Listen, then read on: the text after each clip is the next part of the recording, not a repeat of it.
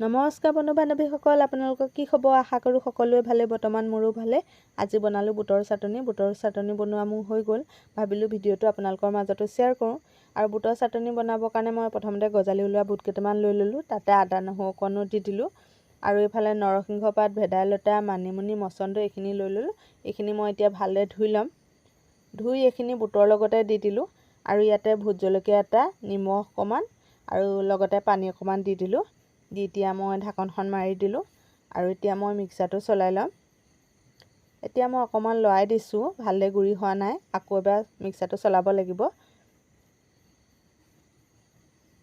আকৌ এবাৰ মিক্সাৰ চলোৱাৰ পিছত এয়া দেখাই দিছোঁ, ধুনীয়াকৈ গুড়ি হৈ গৈছে। ইয়াতকৈও গুড়ি ক'লে পাৰে আপোনালোকে, পানী আৰু অকণমান দি দিলে ধুনীয়াকৈ গুড়ি হৈ যাব। মই কিন্তু একেবাৰে গুড়ি হ'লে খাই ভাল নাপাওঁ, ইমানটো জোখতে ভাল পাওঁ। এতিয়া মই বাতি এটালৈ উলিয়াই ল'লোঁ। আৰু আপোনালোকে বুটৰ চাটনি খাই কোনে কোনে ভাল পায় কমেণ্ট কৰি জনাবচোন। আৰু ভিডিঅ'টো চাই যদি ভাল লাগে লাইক, কমেণ্ট, শ্বেয়াৰ কৰিব। কাষতে থকা বেল আইকনটো দবাই দিব। আৰু বুটৰ চাটনি মোৰ এতিয়া ৰেডি হৈ গৈছে।